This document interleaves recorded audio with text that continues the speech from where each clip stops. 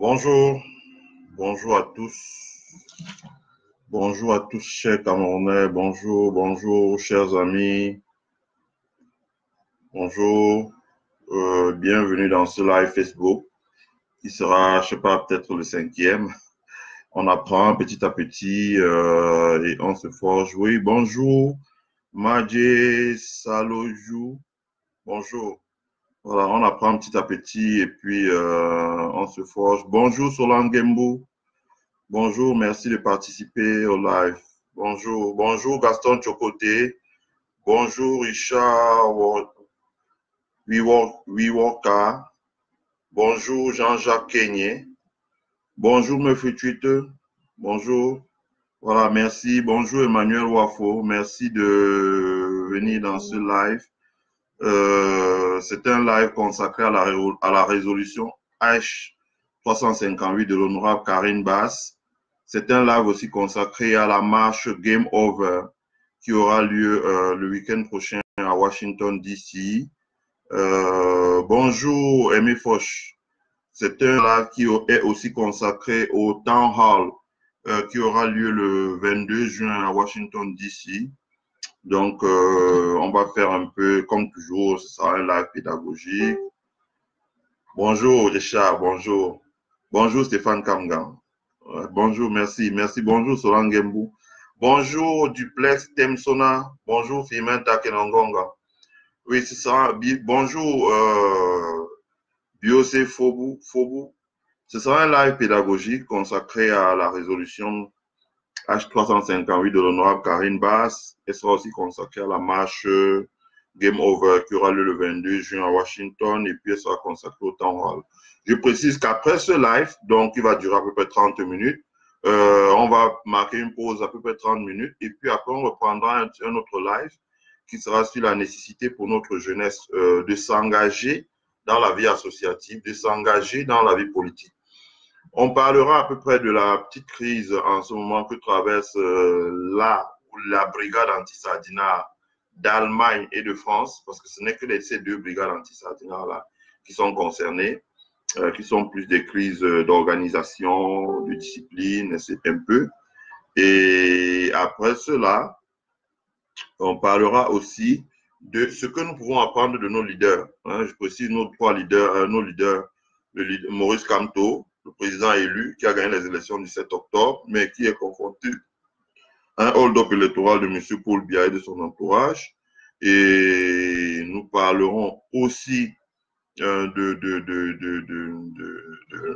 comment on dit ça?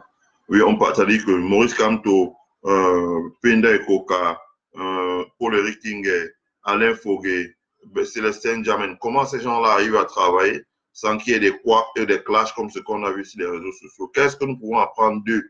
On fera un benchmark de la manière dont ils travaillent, de la manière dont la base s'organise. Parce que si la base dit nous faisons la révolution pour obtenir la libération de Maurice Kamto, la fin de la crise anglophone, etc., qu'est-ce que nous pouvons apprendre de ces leaders-là et que nous pouvons appliquer à nous-mêmes? Donc, on parlera de tout ça. Bonjour Boris Ngounou, bonjour à Théophile Charret, bonjour à Angola, bonjour à Vincent Kamto, bonjour à Dalingevo Lumumba Sankara, bonjour Angola, Aimé Foch. Merci Richard, merci, à plus tard. Bonjour à Guy Fofou, voilà. On va mettre un peu de musique, le temps pour nous que l'audience... Le temps que l'audience atteigne à peu près 50 à 100 personnes. Et puis on va commencer. Voilà. Donc, bonjour Théophile Charret, bonjour. Ouais, bonjour Ngako Tientu. Bonjour Darling Gebo. Mettez les cœurs et partagez, invitez vos amis. Voilà, pour qu'on ait le plus de personnes qui regardent.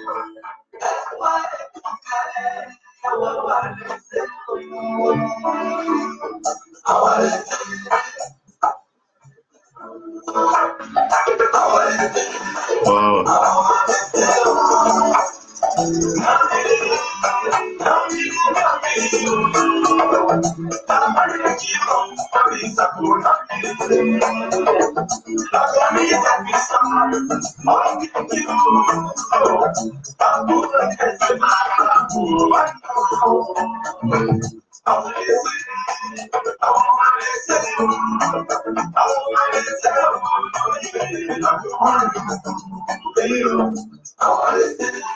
Chanson de Espoir 2000, groupe ivoirien qui, lorsqu'il y avait des conflits politiques en Côte d'Ivoire,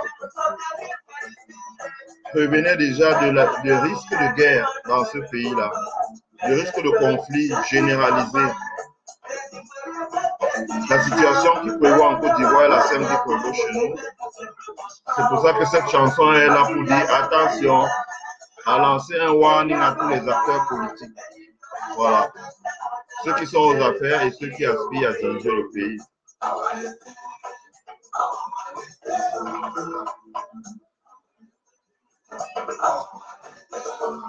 Bonjour à Georges Camus Crépo. Bonjour à Alain Ginto. Bonjour à Nathalie Yamboy. Bonjour à Khaled Walil. Bonjour à Franz Diaga.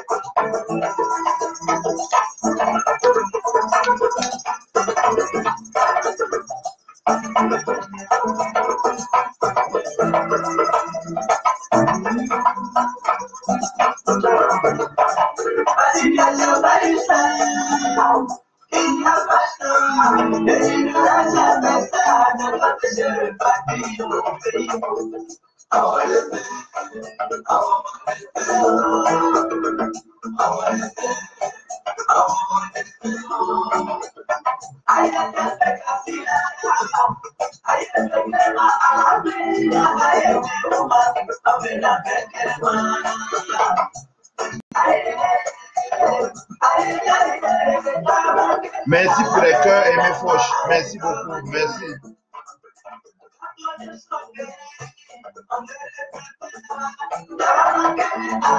Bonjour. Frédéric Formité. Bonjour Patrick Joassa. Joassa.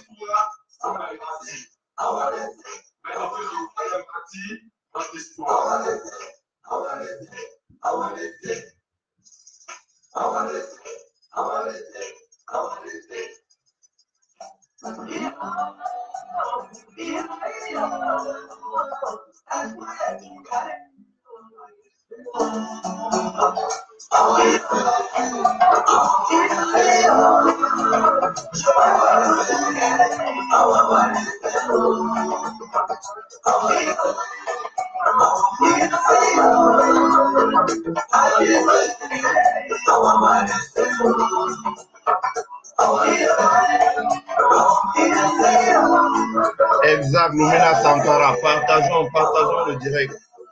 Partageons le direct. Et mettons les cœurs pour que les gens ne puissent pas signaler que ça nous coupe le direct. Voilà.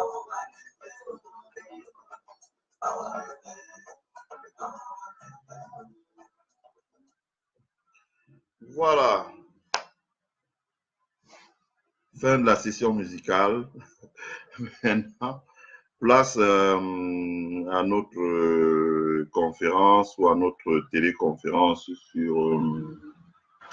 sur la situation sociopolitique dans notre pays, plus précisément sur la crise politique en cours dans les régions du Nord et du Sud-Ouest, qui sont deux zones, l'ancien territoire du British Southern Cameroun, qui avait fusionné avec ce qu'on appelait à l'époque la République du Cameroun pour former la République unie du Cameroun.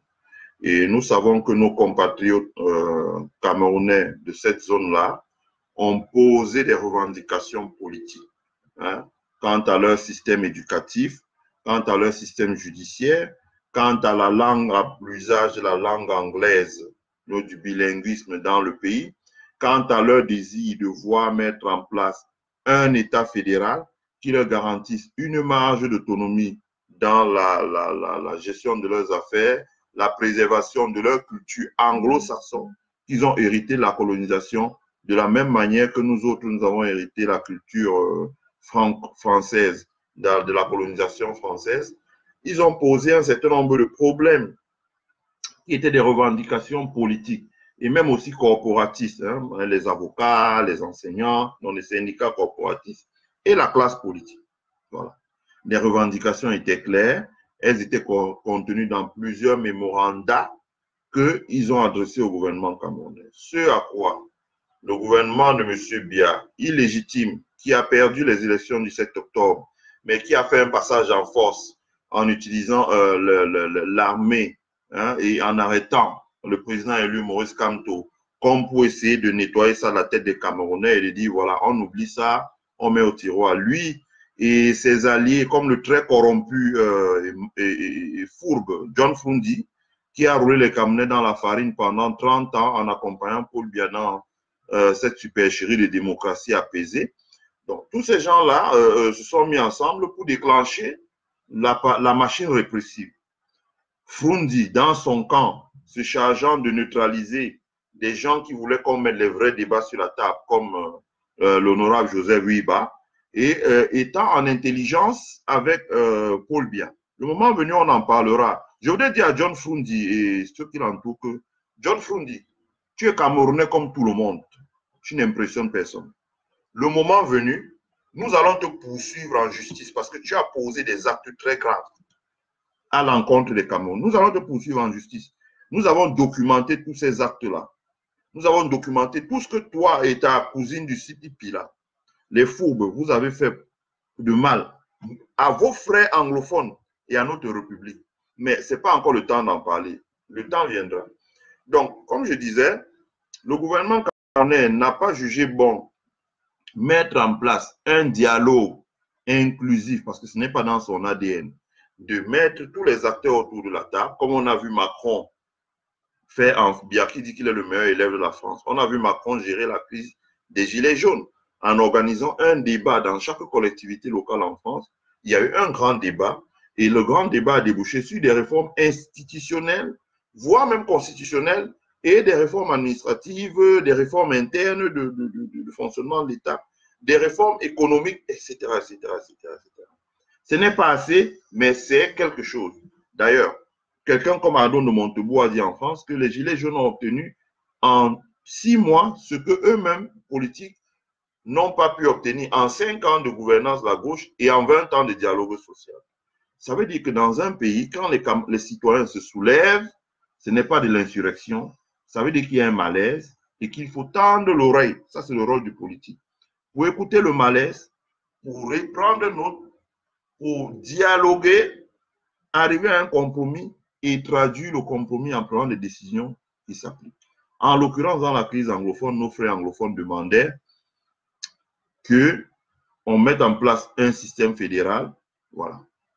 Je précise pour ceux qui ont suivi la campagne électorale que le président élu Maurice Kamto, actuellement séquestré à la prison centrale de Koningui, avait dit que lui organisera un dialogue national inclusif à l'issue duquel on reformerait la forme, on repenserait la forme de l'État. Parce que l'État centralisé jacobin, le président Maurice Kamto avait dit qu'on n'est même plus dans l'État centralisé jacobin, on est plus que, on est au-delà de l'État centralisé jacobin qu'il y avait en France. Donc, qu'il écouterait les Camerounais. Si les Camerounais étaient pour le fédéralisme, alors il appliquerait le fédéralisme. Si les Camerounais étaient pour le régionalisme, alors il appliquerait le régionalisme. Et il irait plus loin en prenant des dispositions spéciales pour les zones anglophones, de façon à leur donner une très large autonomie dans la gestion de leurs affaires. Il n'invente rien, parce que c'est le cas en Espagne, où des régions comme la Catalogne, ou des régions comme le Pays Basque, ont une autonomie plus large que les autres régions, du fait de la spécificité historique et des tensions politiques qu'il y a toujours eu dans cette zone. Voilà. Ce qui veut dire que dans notre pays, le conflit politique latent aurait pu être résolu par le dialogue inclusif. La France, par son ministre des Affaires étrangères, M. Jean-Yves Le Drian, devant les parlementaires de la Commission des Affaires étrangères du Parlement français, qui regroupait à 2 reprises tous les groupes, les présidents des groupes parlementaires des différents partis politiques, M. Jean-Yves Le Drian a exprimé le fait que la France avait appelé, par l'intermédiaire de son président Emmanuel Macron, appelé M. Paul Biya plusieurs fois au téléphone en lui demandant de mettre en place un dialogue inclusif pour la résolution pacifique. Bon. Paul Biya, au lieu de le faire, a fait comme il s'est fait, c'est-à-dire que comme l'administration coloniale et leur grand maître, Odjoula, lui Paul Odjoula, leur a appris, ça veut dire, vous arrêtez les gens, vous les mettez en prison, et vous leur dites, voilà, ils signent une lettre comme quoi ils renoncent à revendiquer quoi que ce soit, et c'est à partir de là que vous les libérez. Donc, il a arrêté un certain nombre de leaders anglophones, il a mis certains en prison, il a libéré ceux qui estimaient qu'ils devaient sortir et se taire. D'autres ont dit non, ils ne sortiront pas, ils sortiront, ils ne se tairont pas. Donc, on les a gardés en prison. Le président Maurice Kamto est allé dans la rue pour remettre le problème anglophone sur la table parce que Fundi, avec son gros ventre comme ça, son estomac assoiffé d'argent, de la corruption politique, qui voit comment on tue ses frères tous les jours, il l'a cousu. Joshua aussi l'a cousu. Ils ne disent rien. Kawala fait son cinéma habituel, mais elle est de connivence avec le pouvoir en place. Donc le président Maurice Kamto est allé courageusement dans la rue pour dire il faut mettre ce problème sur la table. Et les conséquences se sont fait savoir. Certes, ils l'ont arrêté, mais ça, c'est rien. Je le dis encore, ils vont le libérer. Ils n'ont pas d'autre issue. Et Maurice Kamto avait dit la prison, ça fait peur à personne. Quand on s'engage en politique, quand on s'engage dans la vie publique, on doit être prêt à assumer ses convictions, y compris aller dans la prison. Les exemples pilules, Mandela, Martin Luther King, Mahatma Gandhi, je veux dire, l'histoire est bondée de, voilà, un vrai leader qui veut poser des revendications, briser le mur, doit briser le mur, la peur en acceptant d'aller en prison. Donc, ce n'est pas une honte. Donc, le président Maurice Kamto a posé le problème. Et suite au problème que le président Maurice Kamto a posé et qui a relancé la crise, la résolution pacifique de la crise anglophone au plan international, l'Union africaine est intervenue en envoyant son commissaire, son président de la commission, le Tchadien, dont j'oublie le nom, à Yaoundé, rencontrer Paul Biya, et qui lui a fait part de cela. En envoyant Vera Songwe à Yaoundé, rencontrer Paul Biya, qui lui a remis un mémorandum, elle lui a remis un mémorandum pour appeler à la résolution pacifique de la crise anglophone. L'Union européenne s'est investie dans cette affaire en tenant un dialogue au Parlement européen. Le dialogue au Parlement européen a débouché sur un ensemble de résolutions et ces résolutions-là ont été communiquées au président camerounais. Donc, il a fait la sourde d'oreille. Enfin, il essaie de faire le dilatoire et de gagner du temps. Cette fois-ci, il ne fait plus la sourde d'oreille. Il essaie de faire le dilatoire et de gagner du temps. Ensuite, derrière, le gouvernement américain s'est saisi de ça. Bien avant, parce qu'il y avait déjà eu un hearing au Congrès américain à la demande de l'honorable Karine Bass, qui avait pour but de comprendre ce qui se passe. Non. À ce hearing prenait part Hans de Marie, qui est le responsable de International Crisis Group pour l'Afrique. À ce hearing prenait part Effie Tembong. À ce hearing prenait part Amnesty International et un ancien ambassadeur américain, Tomo, je crois, en Afrique. Donc, ils ont exposé la situation dans les zones anglophones. Les États-Unis ont appelé le gouvernement camerounais au dialogue, à une résolution pacifique de la crise anglophone. Bon, M. Biya continue à faire la sourde oreille. Par la suite, les États-Unis, donc, par l'intermédiaire, ont lancé un deuxième hearing en présence du secrétaire d'État Tibor Nadje, qui, au préalable, avait été dépêché au Cameroun par le secrétaire d'État Mark Pompeo et le président Donald Trump. Donc, il a rencontré Paul Biya, mis un mémorandum et il a je précise, lors de cette réunion, Tibor Nadje a dit à Paul Biya, voici la ligne rouge qu'il ne doit pas franchir. Voilà.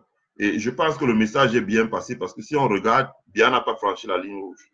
Et que la ligne rouge franchie, ce serait une provocation dont il subirait ce que d'autres dictateurs avant lui ont subi, comme Kadhafi, comme Ben Ali, et d'autres. Non. Ce que je dis, c'est-à-dire que les États-Unis ont mis Paul Biya le dos au mur en lui disant, voilà la situation dans la crise anglophone.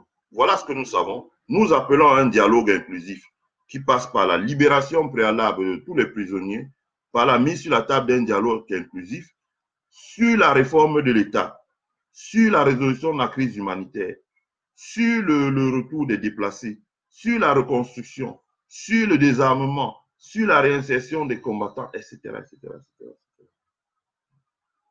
Voilà. Et parce que Paul Biya traînait, faisait la sourde oreille, les États-Unis ont envoyé ont saisi le Conseil de sécurité des Nations Unies aux fins d'agir. Bon, j'ai vu, c'est-à-dire que M. Biya procède par, c'est-à-dire que un pas en avant, un pas en avant et il marque une pause. Un pas et puis il marque une pause pour voir ce qu'on va faire. Par exemple, le Conseil de sécurité devrait se réunir sous peu et menace d'entreprendre un débat formel. Et vous voyez que comme la menace d'un débat formel est arrivée, donc il peut commencer à déboucher sur des sanctions, Paul Biya, cette semaine, a organisé un simulacre de convoi de 40 camions avec les matelas, les vieux matelas, les savons de toilette, les sacs de riz. Il a fait, amené la CATV pour filmer, etc. Atangandi a fait le grand menteur, illettré, a fait son bavardage habituel et ils ont dit que le convoi sera à destination des régions anglophones pour un secours humanitaire. Bon, ils ont fait venir le représentant de la Commission européenne qui est venu par politesse et ils ont amené les camions. Bon.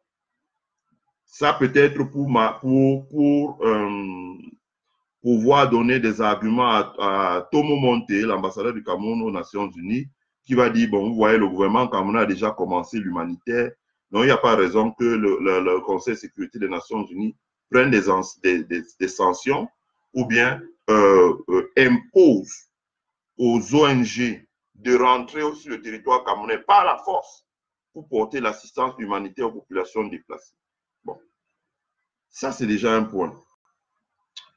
Ce que je veux dire, c'est qu'à ce point-ci, si vous voulez, il y a un satisfait parce que toutes les actions qui ont été engagées par les organisations de la diaspora, quels qu'ils soient, que ce soit la brigade anti-sardine, que ce soit le CDD de Général Wanto, que ce soit le CTT de Patrice Nouma, que ce soit toutes ces organisations de la diaspora qui ont travaillé par des marches, par du lobbying, par des interpellations, par des réunions privées, etc., etc., etc. Nous ne pouvons pas dire que l'action, le résultat était négatif. Le résultat était positif, puisque, premièrement, Paul Biya a mis sous éteignoir les faucons ou sécurocrates de son camp. Deuxièmement, le régime Biya commence à admettre que la résolution de la crise anglophone ne passe plus absolument par une affaire sécuritaire, un des plus sécuritaires, ça veut dire l'armée. C'est que ce n'est pas l'armée qui va résoudre ça en tirant sur tout le monde et en ramenant le calme comme ils ont cru naïvement. Ils commencent à comprendre que c'est une affaire politique. Et je vous dis, soyez patients, vous verrez petit à petit, la crise anglophone finira sur une table de dialogue. Il n'y en a pas le choix. Il est le dos au mur. On fera d'autres là pour expliquer pourquoi. En l'occurrence, la situation économique et le manque de soutien diplomatique international. Bon, il y a plusieurs raisons. On fera d'autres là pour expliquer pourquoi. Donc, la situation est extrêmement compliquée et je dis encore que le bilan est positif. Le bilan de toutes les actions de la diaspora est positif. Est-ce que la diaspora doit s'arrêter en si bon chemin? Ma réponse est non. Nous ne pouvons pas nous arrêter en si bon chemin. Nous devons continuer à faire du lobbying, à faire pression. Nous devons continuer. Et c'est dans ce sens que je fais le live d'aujourd'hui. Je fais le live d'aujourd'hui parce que l'honorable Karine Bass de l'État de Californie a introduit une résolution, la résolution H358. C'est une résolution du Congrès. Parce qu'il y a une résolution du Sénat et il y a une résolution du Congrès. C'est une résolution du Congrès. La résolution appelle à la résolution pacifique de la crise anglophone par le dialogue inclusif. et au respect des droits et des libertés au Cameroun, en l'occurrence, la liberté d'exercice des partis politiques, comme le MRC, surtout le MRC, la liberté de réunion, la liberté de manifestation pacifique, la liberté d'association, la liberté de presse, donc un ensemble de libertés publiques et individuelles qui ces jours-ci sont sauvagement violées par les forces répressives, la CEMIL, Jeune Bamkoui. Le CED est devenu un centre de torture. Nous avons documenté toutes les séances de torture qui se sont passées au CED. D'autres nous ont été communiquées par des hommes à l'intérieur. D'autres nous ont été communiqués par nos militants, d'autres ont été communiqués par des associations de la société civile. Je tiens à remercier tous ces gens-là. Et tous ces documents seront communiqués aux sénateurs, aux congressmen et aux gens du département d'État lors du town hall qui auront lieu le 22 juin à Washington, D.C. Nous avons déjà envoyé ça par email, mais beaucoup leur seront communiqués séance tenante. Parce que c'est inadmissible, chers amis. Nous vivons au 21e siècle. Vous ne pouvez pas être un pays émergent si vous ne mettez pas en place l'état de droit et le respect des libertés individuelles et collectives et les libertés publiques. Ce n'est pas possible. On ne peut pas se développer tant qu'on fait de notre pays un sens de torture à ciel ouvert, où on arrête des enfants, on les brise les os. Ce n'est pas possible. Et ceux qui font ça, c'est des pères de famille. Ce n'est pas possible. Même des hommes en tenue, dans notre pays s'indignent de ce qu'ils voient leurs collègues faire. Je dis des hommes en tenue s'indignent de ce qu'ils voient leurs collègues faire. Donc, moi, une fois que je dis ça, j'en appelle à tous les Camerounais. Je lui dis encore, on ne peut pas se taire. Surtout quand on a nos âges. Je dis, je comprends les enfants de 15 ans, 20 ans, ils peuvent encore dire, bon, voilà, nous, à nos âges là, il nous reste encore peut-être 20, 25 ans, peut-être 30 ans de bonne vie. Après, peut-être, voilà, on sera amené à quitter ce monde-là. Donc, on ne peut pas se taire. Parce qu'on pense quel pays nous voulons laisser derrière nous. Et le pays là n'appartient pas à Paul Biya, ni à son clan là. Ce n'est pas la terre première, ce n'est pas, je sais pas, un cadeau de Noël qu'on lui avait donné, qu'Ojula lui avait donné. Non. C'est notre pays à tous. C'est un bien commun. Donc, dans cette ordre dans cette lancée, donc, la diaspora camerounaise a mis en place, j'appelle la diaspora camerounaise à soutenir la résolution de l'honorable Karine Basse. Ceux qui peuvent aller sur mon mur, ils vont voir, j'ai partagé un post de Doris Toyo, parce que nous travaillons en équipe, hein, pour que ce genre d'opération soit un succès, il y a la nécessité pour nous de travailler en équipe. Et je suis très content parce qu'au moins sur ce dossier-là, nous travaillons en équipe, que ce soit avec Madicom, que ce soit Micheline Ewang, que ce soit Doris Toyo, vraiment, qui est quelqu'un que j'apprécie beaucoup, que ce soit Mireille Dieppe. Voilà, il y a des gens, moi j'ai le privilège de voir une équipe qui travaille et qui a mis de côté les histoires d'ego. Je veux être où il faut qu'on parle de moi, il faut que je sois le général, le super général, le machin. Ils ont mis ça de côté. Ça, c'est pour les gens qui découvrent le combat depuis peu et qui voudraient, qui atteignent la puberté politique. Ça, on leur laisse ça de côté. Nous avons mis en place une petite équipe qui travaille et sur ce dossier-là, vous allez voir sur le mur de Doris Toyo, j'ai partagé le post sur mon mur, il y a un ensemble de ressources. Pourquoi soutenir la résolution de l'honorable Karine Basse? Parce que cette résolution, comme j'ai dit, enjoint le gouvernement camerounais à la résolution pacifique de la crise anglophone à travers un dialogue inclusif et appliquer toutes les résolutions du dialogue inclusif. Et ce qui en découle, ça veut dire la réforme administrative, ça veut dire la libération des prisonniers, ça veut dire le dialogue, ça veut dire la réinsertion des combattants, ça veut dire la reconstruction, ça veut dire ramener les déplacés, etc., etc., etc. C'est un large processus. Et si le processus est lancé, certainement il sera appuyé par la communauté internationale. Et c'est tout ce que nous souhaitons. Donc que les gens ne nous fassent pas peur, comme les Mbamkoui en disant oui, si vous parlez, vous allez. Moi, je peux venir au pays, Mbamkoui ne peut rien faire. Il ne peut rien faire. C'est peut-être on va l'envoyer de venir m'escorter à l'aéroport. Porter mon sac. Voilà. Donc ça, c'est du bavardage en l'air. Le Cameroun nous appartient tous. Nous ne sommes pas heureux d'apprendre que des petites filles de 18 ans se prostituent à Bonabéry pour 200 francs CFA. Ce n'est pas possible. Si eux n'ont pas un cœur et que ça ne les fait pas mal, qu'ils sachent que nous, ça nous brise le cœur. Et ça nous tue. Parce que ce n'est pas l'avenir de notre pays.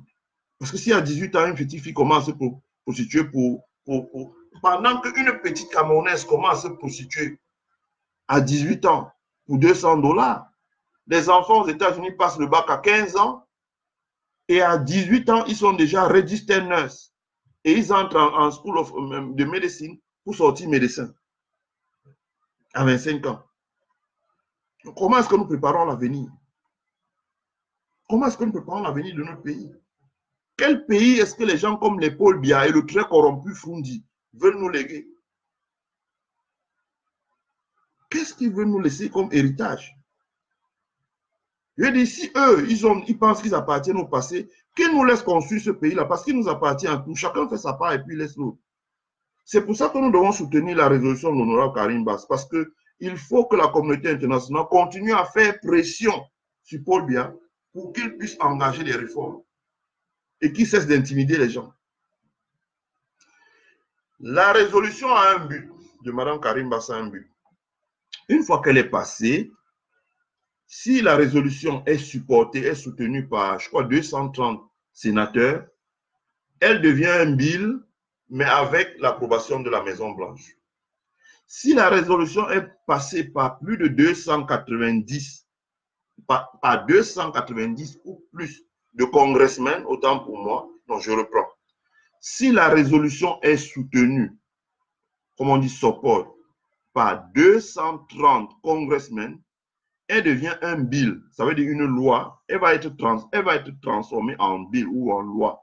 C'est-à-dire qu'ils vont rédiger une loi dans les détails. Dans cette loi, ils vont mettre ce que les États-Unis mettent pour soutenir l'action humanitaire, ce que les États-Unis mettent pour les sanctions, ce que les États-Unis mettent pour l'action militaire, si au besoin est, ce que les États-Unis mettent pour l'action diplomatique, etc., etc., etc., etc.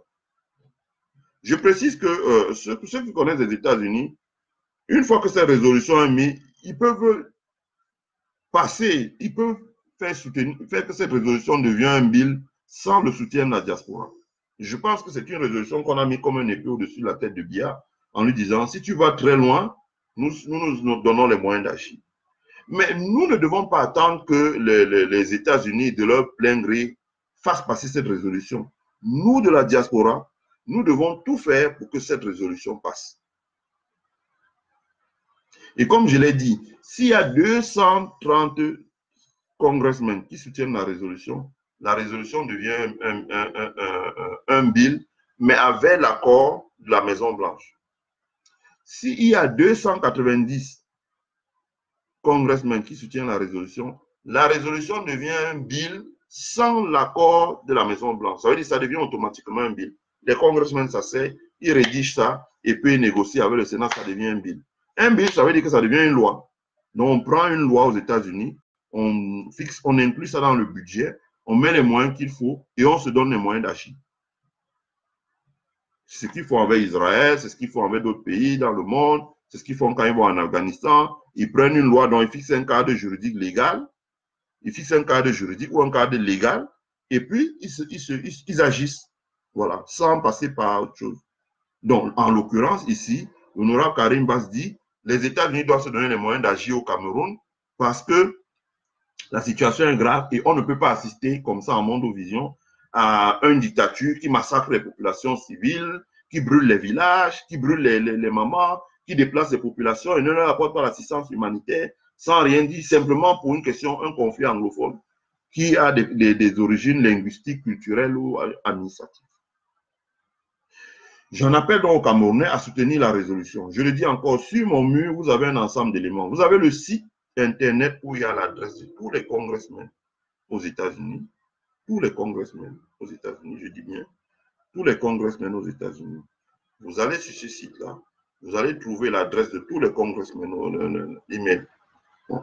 Si vous êtes dans un État, je dis n'importe quoi, supposons que vous êtes dans l'État de de la Floride, qui a 27 districts électoraux, avec 27 congressmen.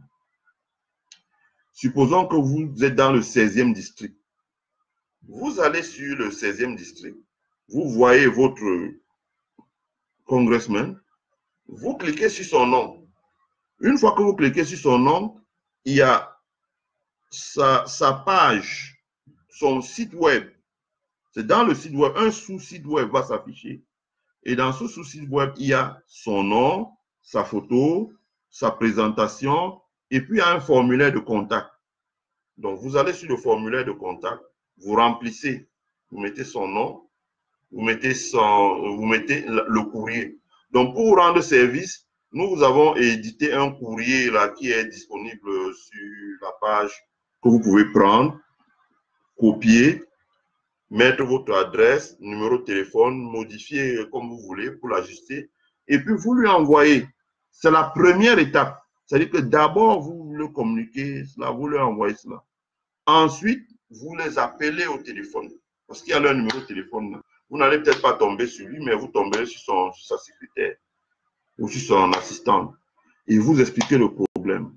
Hi, I'm Elise Yonta. I'm giving you a call regarding to the resolution SH358 of the Honorable Karen Bass. I have a concern about what's going on in my country or origin, Cameroon. Voilà, vous expliquez. I've sent you an email. This day, vous donnez les références. Elle va regarder, elle vérifie, en effet, c'est cela.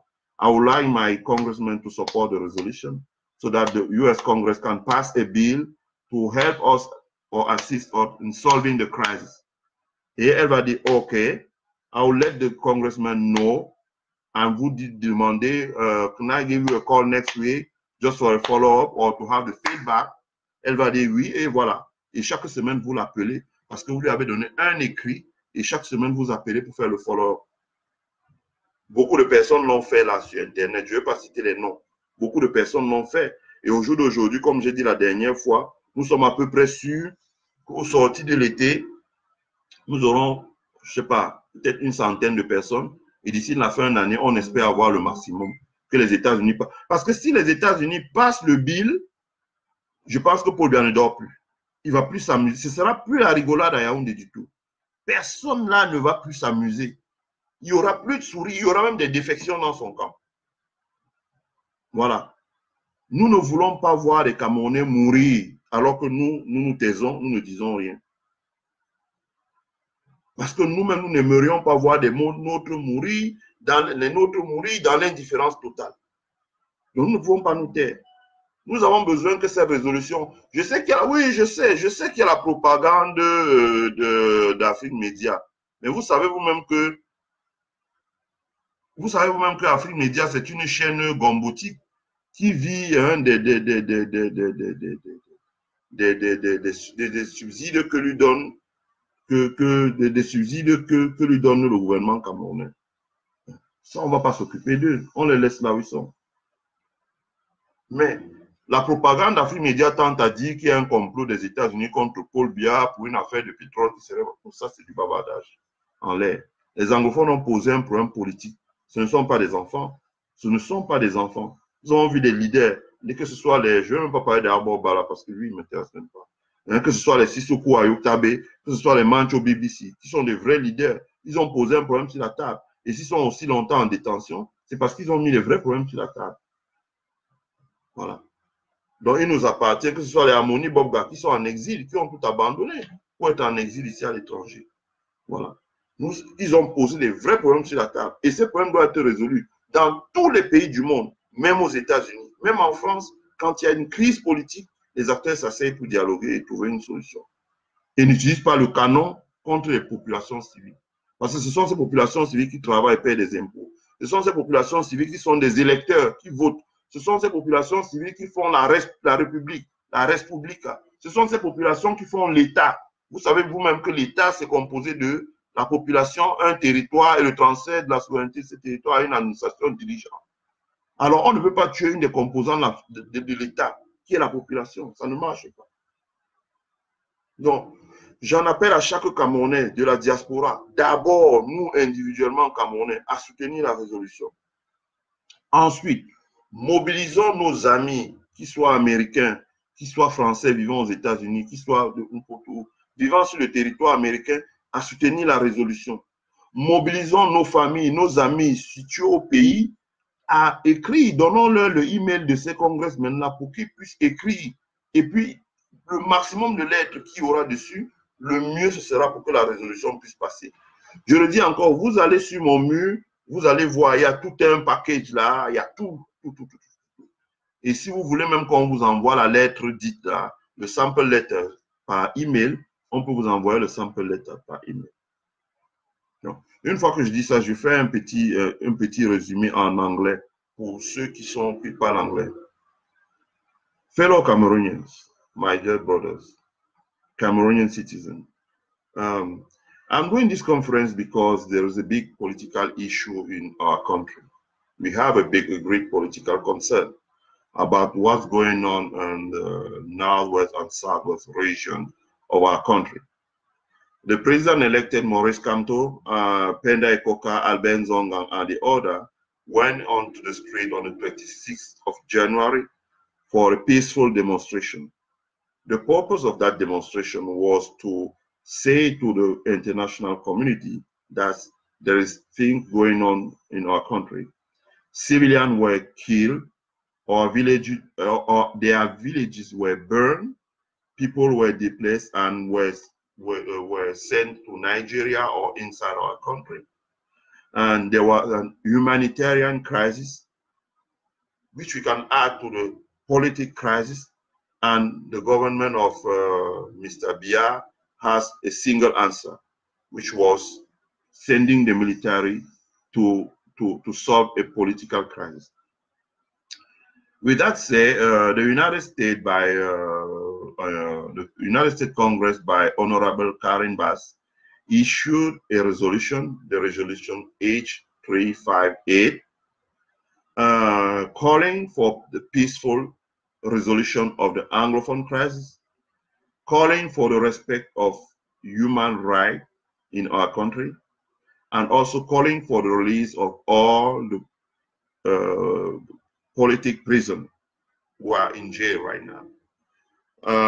That resolution we have to support the resolution for the Congress to issue a bill, because if the resolution becomes a bill, it will allow the United States to set up a budget to solve the humanitarian crisis.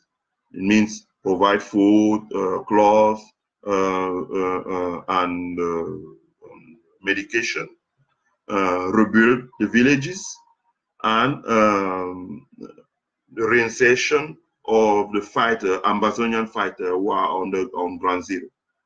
So we have to support the result, to call our congressman, wherever we live in the United States, we have to call our congressman to support the resolution. Because if the resolution is passed, it will allow the United States to put a law, a budget, and act very quickly and as soon as possible to stop the massive killing on our civilians. So you can go on my Facebook page. There is a lot of material over there that you can find with a lot of resources, or even an email of Doris to you, or even mine, in case you have any question and you want your privacy to be kept. So I invite all of us, although you are Francophone or Anglophone, although you are Cameroonian living here or in Europe or in our country or in other part of the world, please just support the resolution, and we hope that if the resolution the bill is passed, then Mr. Biya will have to face, you know, the pressure of the international community. Voilà. Maintenant, j'en termine rapidement par la marche Game Over du 22 juin. Vous savez vous-même que le 22 juin, à Washington, il y aura une grande marche qui sera dans les rues de Washington Je pense qu'elle démarre à 10 heures. Il y aura beaucoup de choses, hein, vraiment, il y aura beaucoup de choses, je pense. Déjà, ça commence par le 20, je crois, où il y a une conférence de presse. Ensuite, le 21, il y a une grande réunion où tous les grands leaders vont prendre la parole chacun à leur tour, que ce soit Patrick Ngana, que ce soit Patrick Nouma, que ce soit Général Wanto, que ce soit Général Tchenou, que ce soit Madikom, que ce soit... Tout le monde va prendre la parole, va s'exprimer. Hein, il y aura les médias, il y aura la communauté africaine en place. Et le 22, donc, il y aura la grande marche qui va de 10 heures. Je pense qu'elle va partir de l'ambassade du Cameroun jusqu'à la Maison Blanche. Il y a tout un cortège qui sera escorté par la police du district de Washington, de l'ambassade du Cameroun jusqu'à la Maison Blanche. J'invite les Camerounais à sortir, à être très nombreux, à venir marcher. Le but de la marche, c'est d'attirer l'attention des autorités américaines et de la communauté internationale sur, et je peux dire qu'au jour d'aujourd'hui, les gens qui partiront de l'étranger pour venir marcher aux États-Unis, on est à plus de 1000 personnes. Donc, c'est important. Donc, les Camerounais qui sont dans le DMV, hein, comme on dit, le district de Washington, Virginie, Maryland, etc., sortons nombreux. Et les Camerounais qui sont dans d'autres villes des États-Unis aussi, sortons nombreux pour assister à la marche. Donc, prenons pas la grande marche Game Over. Le programme est large. Je pense que j'ai publié le contenu du programme sur mon mur. Ceux qui veulent peuvent aller le regarder. Et je publierai encore d'autres informations dans les heures qui viennent sur mon mur. Prenez part à la marche, marchez, venez avec votre drapeau camerounais, venez avec votre drapeau ambazonien pour ceux qui sont ambazoniens, venez avec votre t-shirt du MRC, du CPP, du SDF, du CTT, du CDD, de tout ce que vous voulez. Tous ceux qui sont camerounais, même ceux qui ont des enfants camerounais nés aux États-Unis ou ailleurs, venez avec toutes ces ressources-là. Venez avec vos amis américains que vous voulez sensibiliser sur ce qui se passe au Cameroun. Moi, j'ai invité beaucoup d'amis américains qui sont involved, comme on dit, qui sont, comment on dit ça en français, le mot m'échappe, involved, ou qui sont dans la politique, à venir à la marche. Donc, venez avec un maximum de personnes. Voilà, que ce soit vos amis, que ce soit votre famille, que ce soit vos connaissances. Venez vous-même, venez à la marche avec eux pour que la marche ait lieu de l'ambassade du Cameroun vers la Maison Blanche, où il y aura une résolution ou une communication qui sera lue sur ce que nous attendons et elle sera déposée à la Maison Blanche. Je pense que la Maison Blanche va également recevoir 2 ou 3 personnes. Il y aura un conseil de la Maison Blanche qui va les recevoir pour écouter, pour recevoir cette doléance-là sur papier et discuter avec elles. C'est la même chose qui s'est fait à Paris où Emmanuel Macron avait reçu personnellement des personnes dont je ne vais pas communiquer l'identité ici, ou je ne vais pas aller dans les détails. Et à l'issue de ça, je pense que ça permettra que les États-Unis accroissent la pression sur Paul Biya pour qu'ils comprennent que les crises politiques que notre pays traverse en ce moment, que ce soit le hold-up électoral où il a perdu les élections, il veut s'imposer par la force, que ce soit la crise en zone anglophone, que ce soit la réforme administrative, le calendrier électoral, le processus électoral lui-même qui est complètement biaisé et faux, que ce soit la corruption des chantiers de la Cannes, où ils ont emprunté 2000 milliards et ils ont utilisé moins de 500 milliards, ils ont distribué 500 milliards, nous laissant des dettes colossales à payer. Pour toutes ces choses-là, la solution, c'est un dialogue inclusif dans notre pays. Je dis bien notre pays. Le Cameroun n'est pas la propriété de Paul Biya, encore moins des gens qui l'entourent.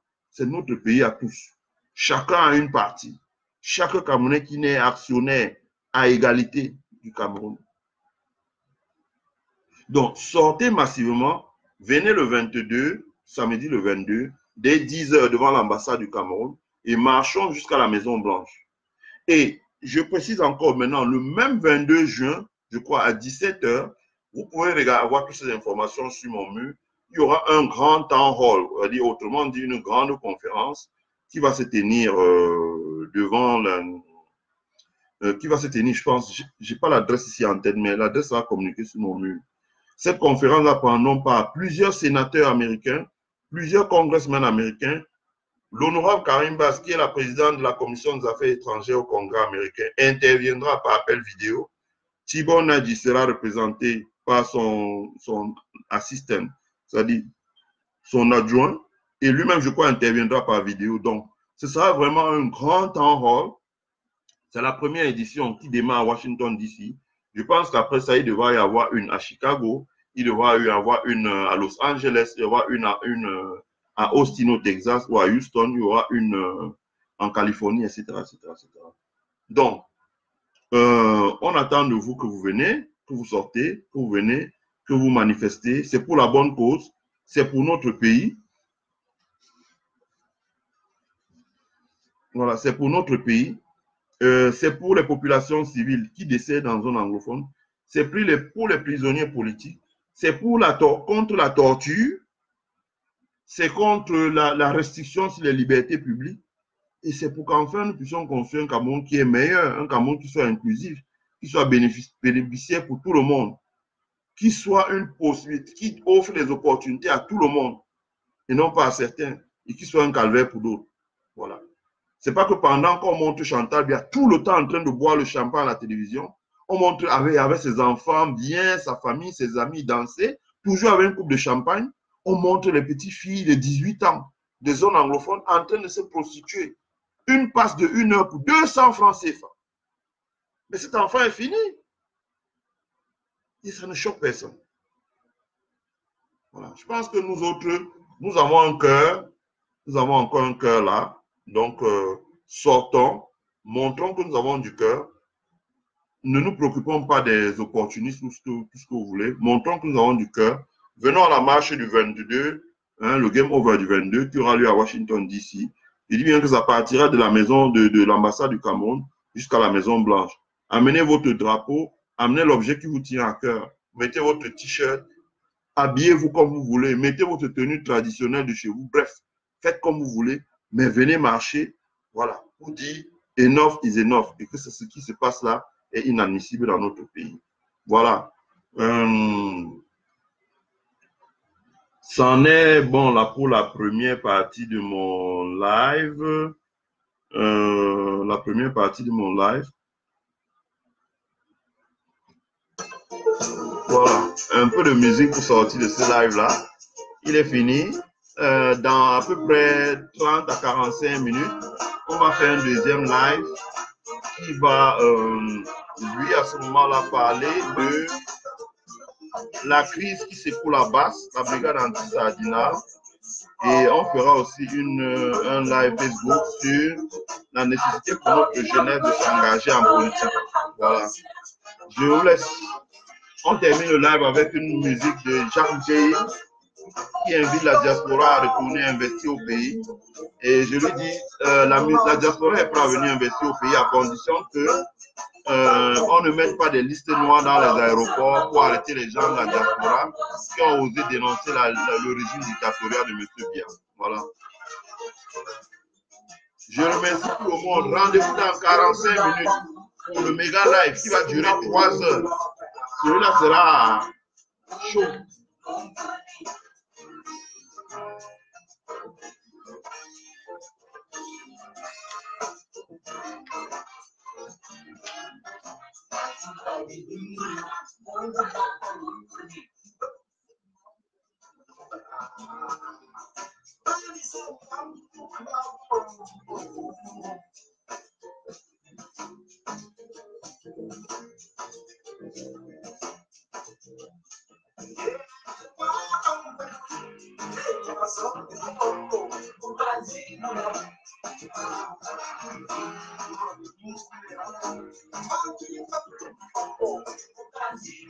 Voilà, regardez bien ces deux ouvrages-là, on va en parler tout à l'heure.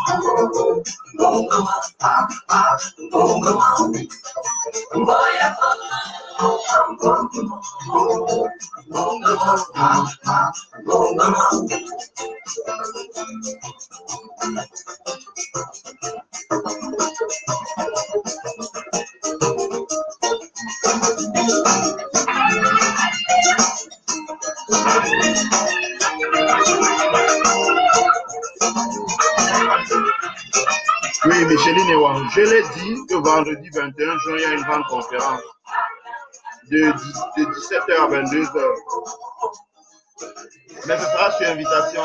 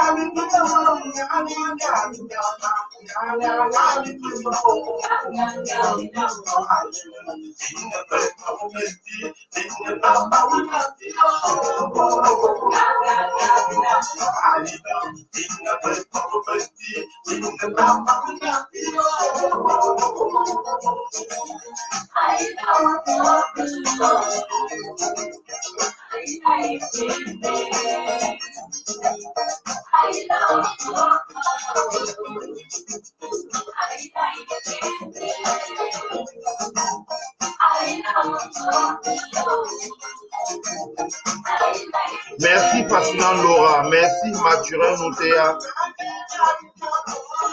Oui, merci Lumina Sankara. Merci Vincent. Ils sont tous actionnaires du Cameroun en effet. Merci Rodrigue Bonjao Bonjao. Merci Brigitte Yomi. Ouais, merci ma belle. Merci Mathieu Noutéa. Ouais, Micheline Ewang. Georges Talon, merci beaucoup parce que ton sénateur a soutenu la résolution. J'ai vérifié.